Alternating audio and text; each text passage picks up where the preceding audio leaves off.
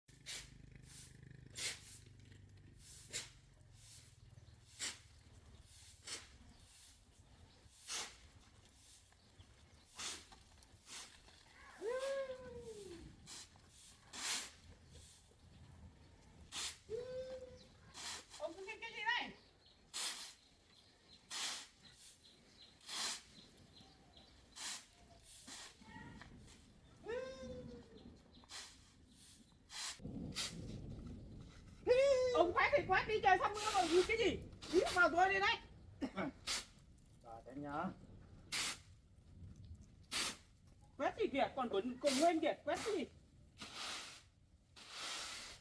hướng gì cơ đấy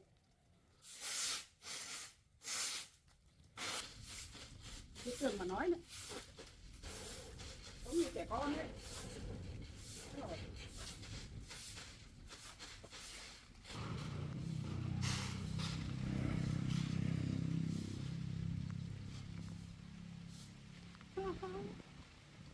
Mưa thôi vào nhà đi mưa to lắm rồi đi.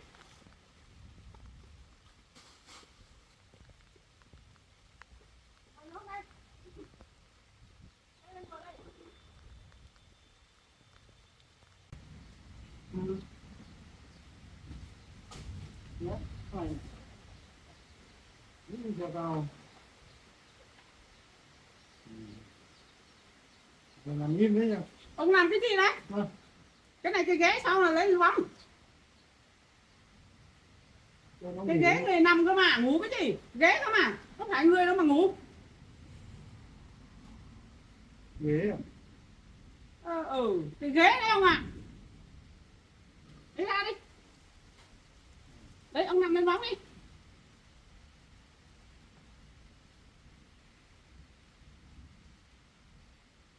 Ngủ được hết rồi, vẫn còn cầm cầm.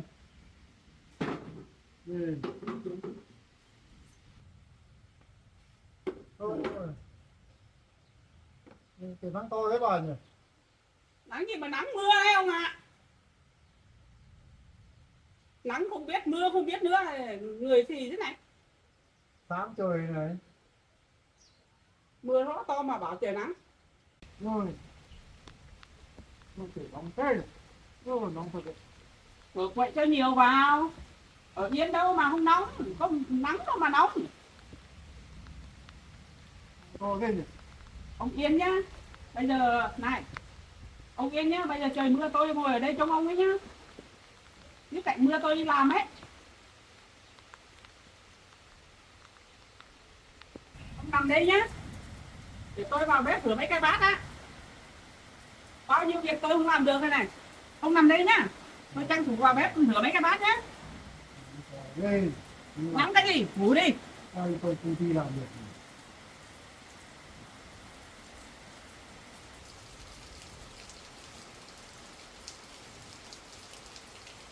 Đây mò ông xem, ông có bị điên thật không?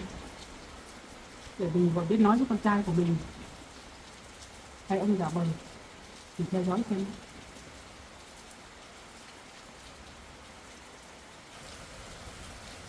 Ôi. Nắng thế.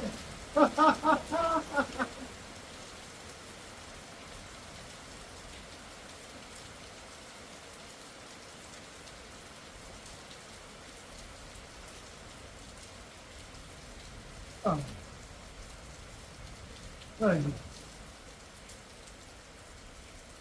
Nắng trong là mưa chứ.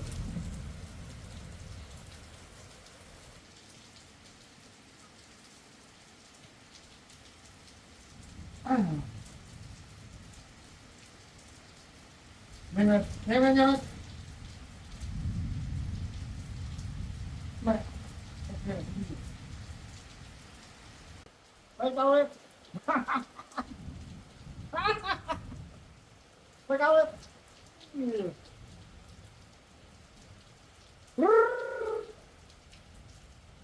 Ông này đang làm cái gì nhỉ?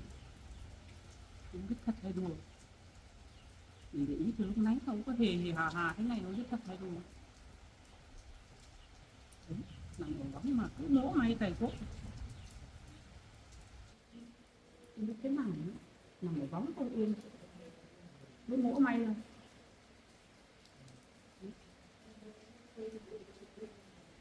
Lại hát rồi. Hát cậu cười.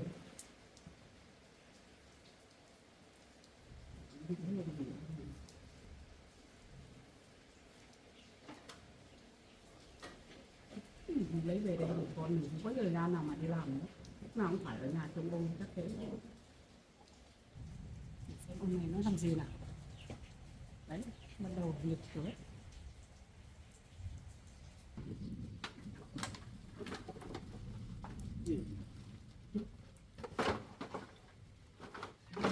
Đi theo nào bán à?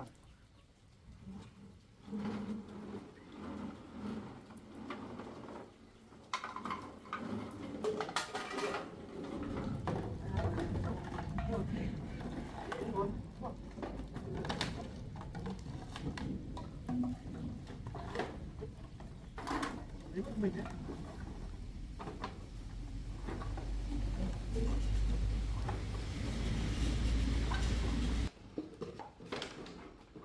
À, bố.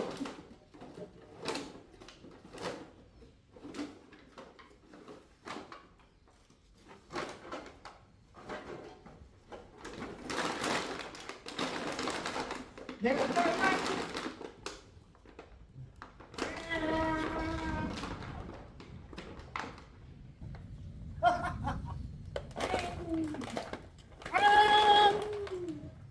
lên, lên.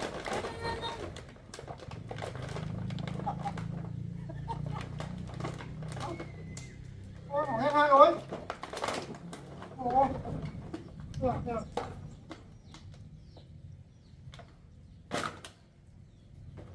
Không sao, không sao. Đi theo đâu? Đấy.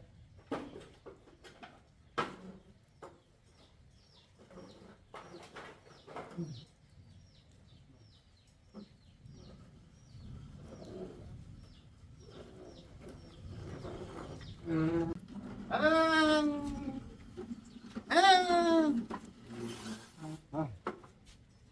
lên người bán hàng.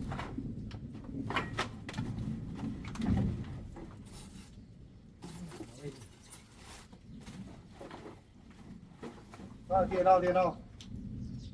Bán hàng này, tiền đây. Tiền đâu rồi? Thôi, hàng cô nhiều nhiều lắm rồi này. Thôi, hai anh em đi mua hàng không có tiền à? Không có tiền thôi nhá. Đi chỗ khác, đi chỗ khác. Để tôi bán. Hàng có nhiều lắm. Hàng tôi lên đây hết rồi. Anh không có tiền đi chỗ khác. Hôm nay không biết bán hàng cho ai nữa. Các thử làm, các thử nói.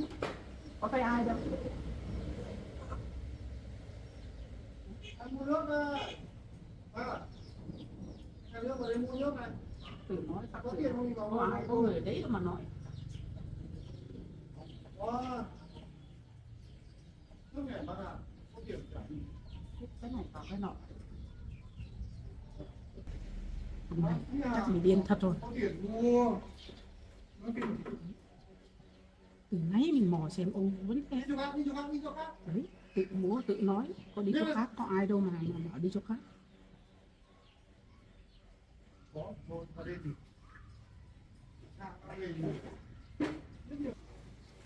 Không bán cái này, không bán cái này nhá. Còn mua nữa này, ai bán cho? Anh đi chỗ khác. Không, chỗ khác bán hàng.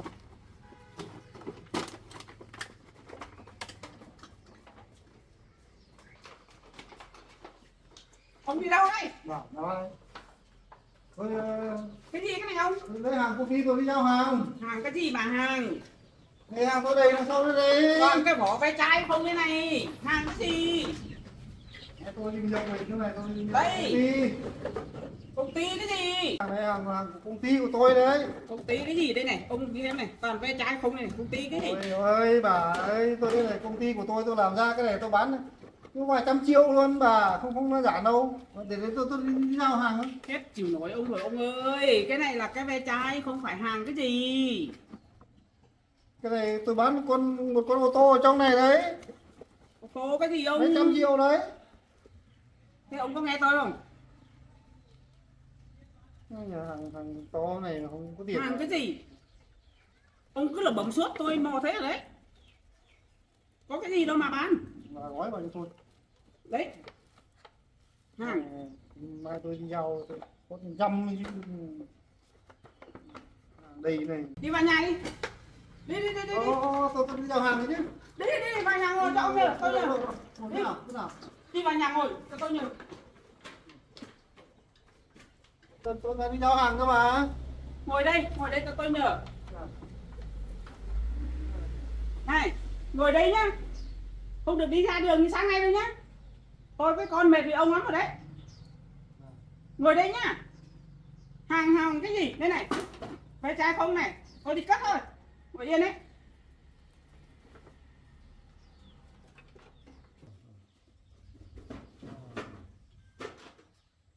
Cứ nói mỉm mái thế này.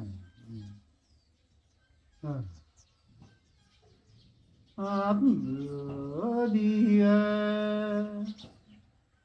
như vầng trăng sáng tỏ bên bờ.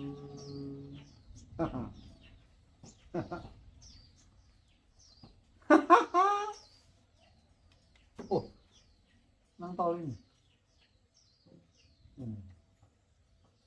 Làm cái gì ăn được? Ngồi ở đây nhá, tôi uống nó nhá. Đừng rêu nhá. Mưa lắm đấy. Khăn nước không? Như cả buổi này khăn nước lắm đấy. Thế tôi lấy cho nhá.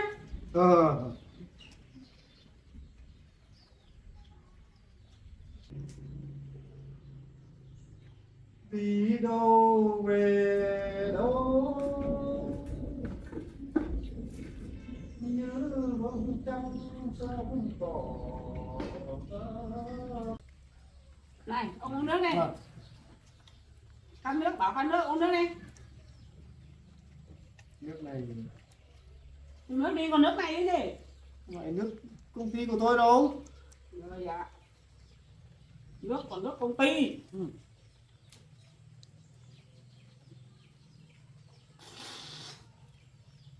Này, ông có uống hay ông nghịch đấy? Tôi chịu ông rồi đấy.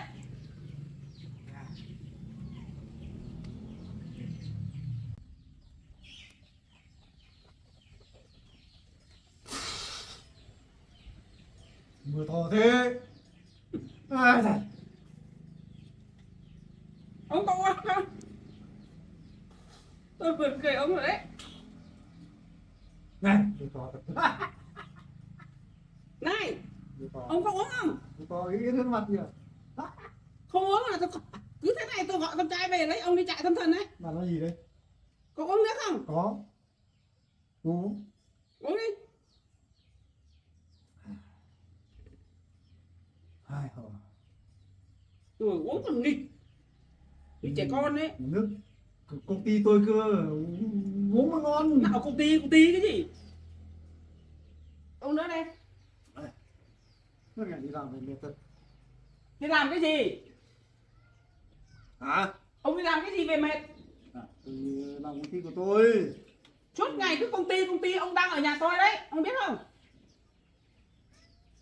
Rồi nói bà ấy, công ty tôi to lắm, to lắm. Đúng. Tôi chịu ông ở đấy, suốt ngày công ty. Bây giờ ông đang ở nhà tôi đấy ông ạ. Nhà bà á? Chẳng ở nhà tôi à? Chẳng qua tôi thương con trai rồi, tôi mới lấy về đây. Tôi đuổi là ông hai đường đấy. Trông giúp con thôi. Không đuổi. Bảo không nghe, gọi con về lấy đi chạy tâm thần đấy. Thì cứ thế này thì tôi không lấy ông về thì bây giờ ở với cháu Mận và bà không biết làm thế nào. Con trai tôi cứ đi làm thì làm thế nào.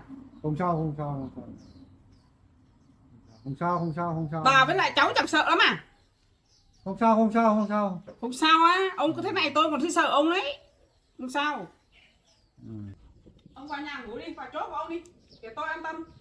Ngồi này tôi không an tâm thế nào đâu, để tôi còn đi làm.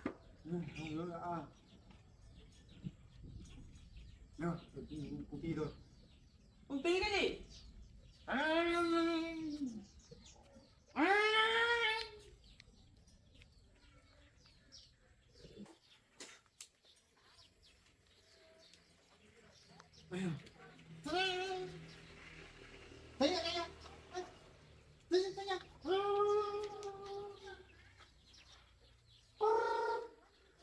Thôi ông ơi, ông không được chảy này, chỗ này hẹp lắm đấy, tí ngã đấy. Ông vào đây ngồi đấy.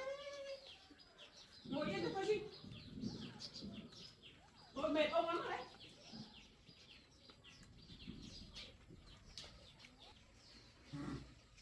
công ty. Ông ơi, công ty ở đâu? Ông cứ thế này tôi chán ông lắm rồi đấy. Chắc tôi phải gọi con trai về cho ông đi chạy dưới như ấy thôi. Tâm thần thôi. Tôi rồi mệt thế này. Cứ quậy suốt thế này sao chẳng mệt. Chạy đi chạy lại tôi cũng mệt với ông lắm rồi đấy. Quá mệt rồi đấy. Xe tôi rồi này. Tôi vừa đi xe về không. Ông có xe đâu mà có xe. Xe ông bán lâu rồi, có xe đâu về.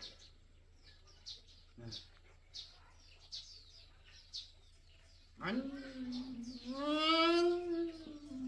Rồi mệt lắm rồi. Ông muốn ngồi nhìn ông nữa rồi. ra phải nghe trái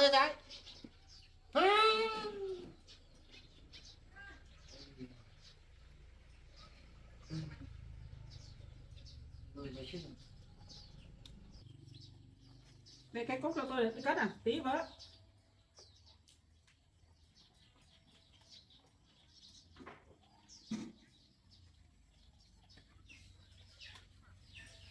Chắc ông lấy ông đi xa theo, đi vườn nhiều cỏ thôi.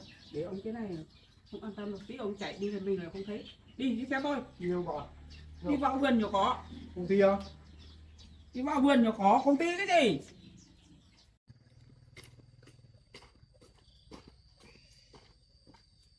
Rau à? Ôi giời ơi, may còn phải kịp đấy. Rau này có đẹp không?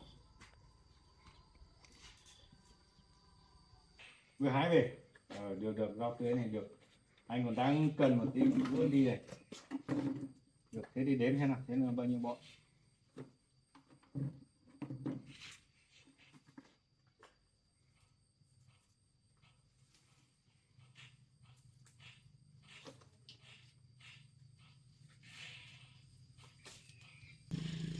Bảy bó đâu.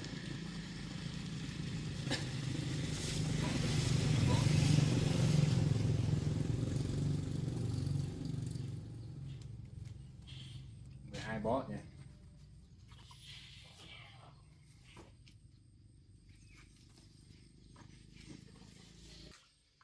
Giá vẫn như anh nói gì, còn 15.000 một mớ nhé.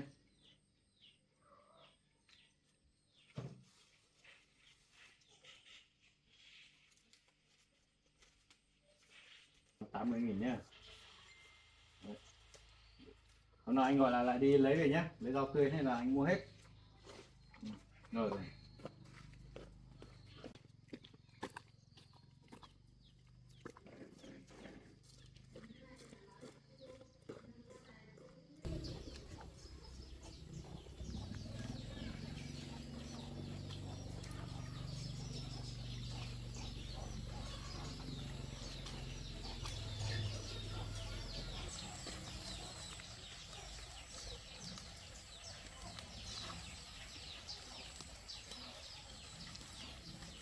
Ai, cái này rau mà ông. Cái này rau muống mà. Nó là nhổ rau, nhổ cỏ đấy cơ mà. Có tốt thế nhỉ. Cái này rau của tôi đấy. Ừ. Ông nhổ hết rau của tôi rồi.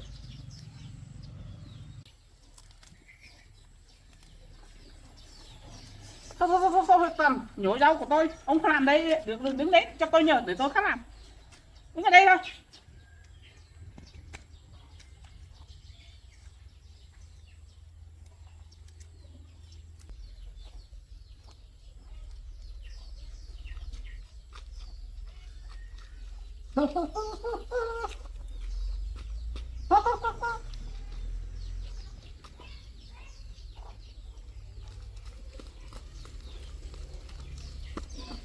Đứng lại này, ông này điên thật rồi. Lên. Điên thật rồi ông này ấy.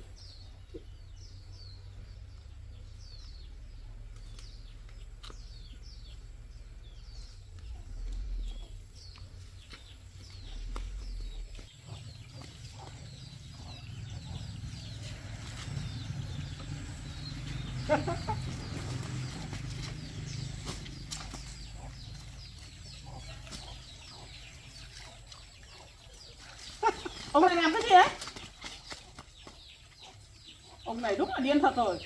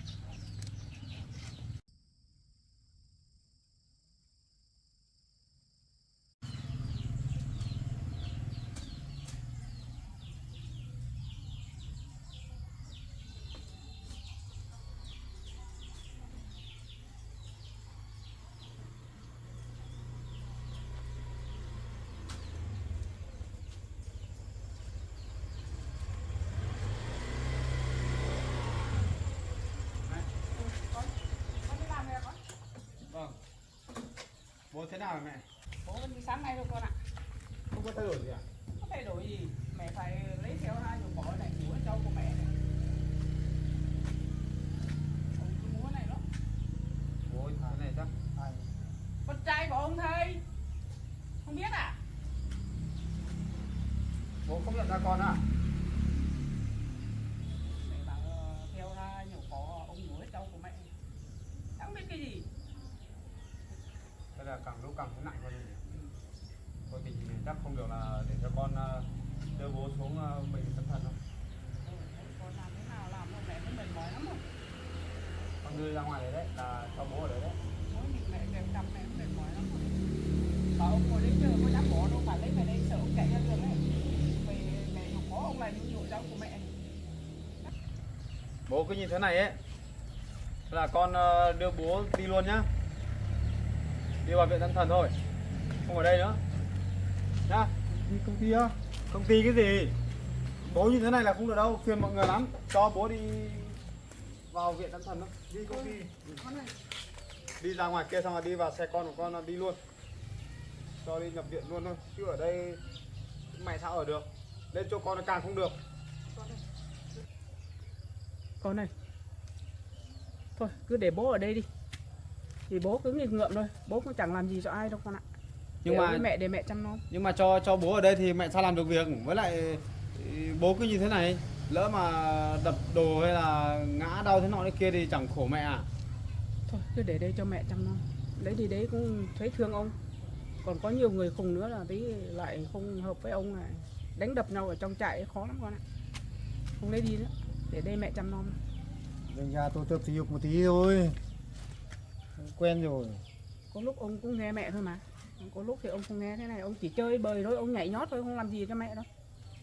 Con cứ để mẹ ở đây, để ông ở đấy với mẹ. Nhưng mà con nghĩ là không ổn đâu. Được, mẹ khác không được. Giờ ở với con không xong, Không được, lên với ở con với mẹ càng thì nguy càng hiểm. không được. Ở với mẹ Lên với con càng nguy hiểm. Tí em bé lại sợ con ạ, không được đâu. từ lúc mẹ đưa bố xuống đây chắc là cuộc sống của mẹ đảo lộn rồi. Không sao đâu, con đừng lo cho mẹ, để ông ở đây. Mẹ nghĩ thấy thương ông. Xe máy bố ạ. Cái máy cơ mà sao không đẹp? Không phải đi như cái xe sáng nay ông đi đâu. Nếu không được là thôi chắc mẹ cứ cho đi thôi. Thôi con ạ. Cho mọi người được thoải mái, với lại không ai quấy rầy gì cả. Chứ bố thế này thì không được. Bố nhá, con đưa bố ra ngoài đây. Phải tội cho ông lắm. Hả? Đấy, con bảo lấy đi trại tâm thần đấy, ông à, bảo ông nghe đấy. Nhưng mà tôi thương ông, tôi bảo ông ở đây với tôi để tôi trông ông. Được Con thì không? bận, mẹ thì cũng bận, không ai trông được bố đâu. Thế tôi bảo gì ông phải nghe tôi nhé. Con mới cho ông ở đây với tôi. Thế bố muốn đi ra ngoài hay là ở đây? Con ông ở với tôi hay thì đi trại tâm thần? Con hỏi đi. Con đưa bố xuống viện tâm thần nhá. Cho xuống đấy ở nhá. Được không? Hay là ở đây với mẹ? Không có đi không? Tôi có tâm thần đâu mà đi theo ông. Mỗi bố đi thôi. Đi đi, ông đi đi. Không đi đâu. Bà đi cùng thôi. Thế bố ở đây bố không được làm hại mẹ cơ, không được phá đồ của mẹ. Đấy, nghe con Mẹ dạy bảo chưa? sao phải nghe thì được, nếu không thì con cho bố ra ngoài luôn. Không nói nhiều đâu. Ông đi nhá. Không đi đâu. Cho con đưa đi, ở với tôi cũng mệt ông lắm rồi. Nó là quạt đó. Đi đi, ông đi đi, ông đi đi. Đi theo con. Bố không chịu đi được không?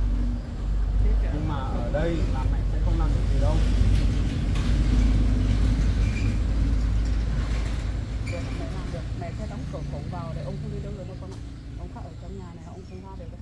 Mẹ đóng cổng vào ông không đi được đâu này. Không đi. Mẹ quên mẹ không được đóng cổng ông mới đi được thôi. Thế thì lại khó đây. Nhìn bố cũng không đến nỗi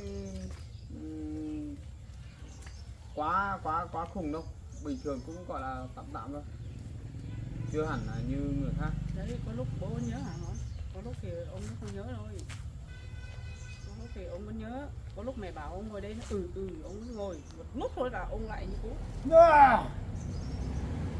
Thôi thì nếu mà mẹ nói thế thì cứ cho bố ở đây thêm 1-2 hôm nữa xem thế nào.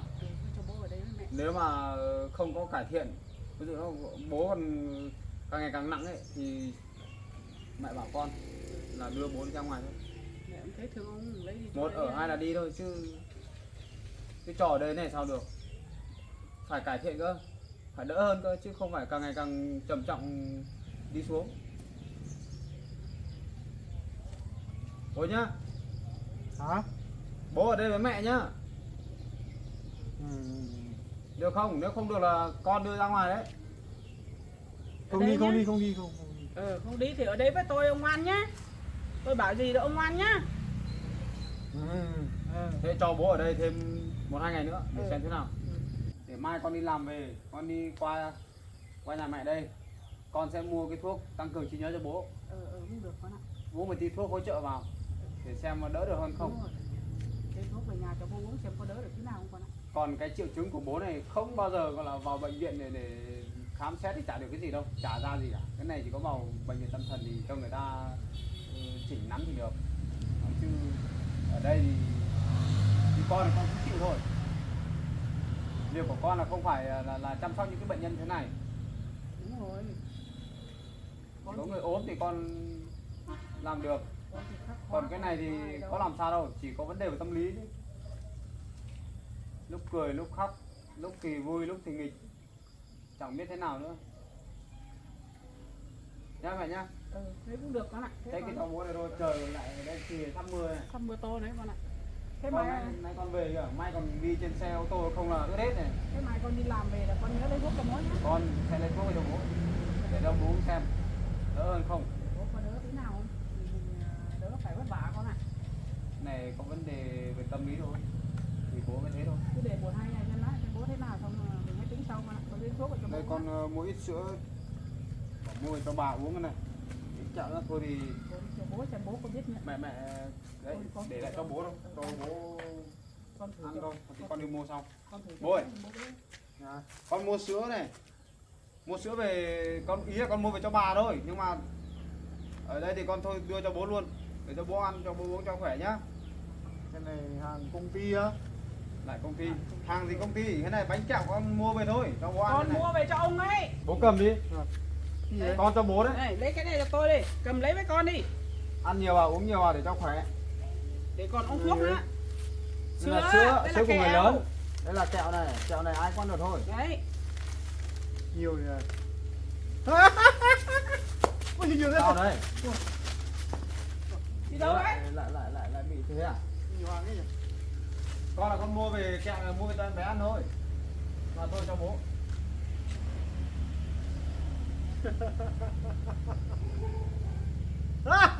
Thường là bố vẫn hay bị thế à? Đấy. Cứ cầm nhiều vào là như thế à? Cứ cầm cái gì là ông thích nhảy tưng tưng nữa. Không chửi mắng thì không làm gì mẹ đâu. Không chửi mắng, khó xử đến người mẹ thế nào. Chẳng qua ông khắc múa may cày quá. Đi bán hàng á. Khắc múa khắc ấy rồi. Bố không được đi đâu nhá. Ở đây với mẹ thôi. Thế thì chắc là cũng ổn thôi, không dùng bạo lực. Đi vào nhà đi nhé. Không sao. Bây giờ con cho kẹo đi vào nhà nhé. Này. Đấy bố đi vào trong nhà ngồi đi, vào sắp nhà mưa nhé, to rồi. sắp mưa rồi. Con còn Còn đi về bán nữa. cái gì? Cái này con cho mình ăn á. Không bán buôn gì ở đây cả, đi vào trong nhà nhá. Đi vào nhà đi. Ngồi ở hiên đấy, bóc ra mà ăn. Đây ngồi chỗ đấy. Ngồi chỗ này. Chả biết bố thế nào. Ngồi đấy nhé. Giúp thì cũng chẳng biết giúp kiểu gì. Ngồi đấy nhá. Để tôi bật điện nhá. Mang đi chữa bệnh thì không phải cái bệnh ốm đau cũng khó. Đấy mà bố không cải thiện là chỉ có đưa bố xuống cái viện tâm thần thôi. Con hết cách rồi.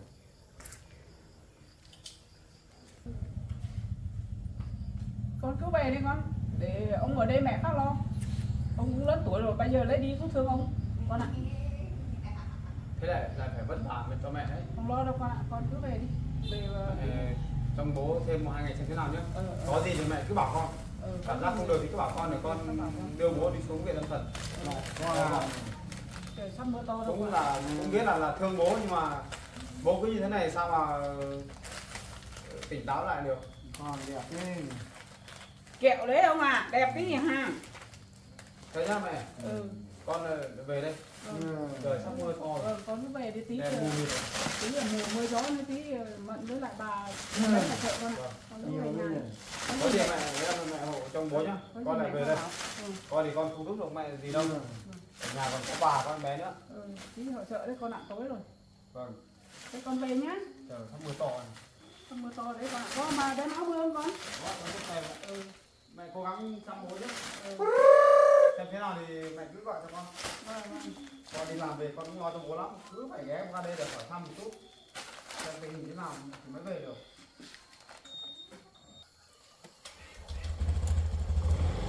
Con về nhé mẹ. Con cứ về nhá. Thế nào mẹ con gọi cho con nhé, con điện cho con. Bố ở đây với mẹ đừng gọi điện thoại nhá. Bố nhá. Không thôi là con đưa bố đi ra ngoài với con nhé. Con về nhá. Đưa con rồi đấy, vất vả. Vừa đi làm mà vừa chạy thăm bố.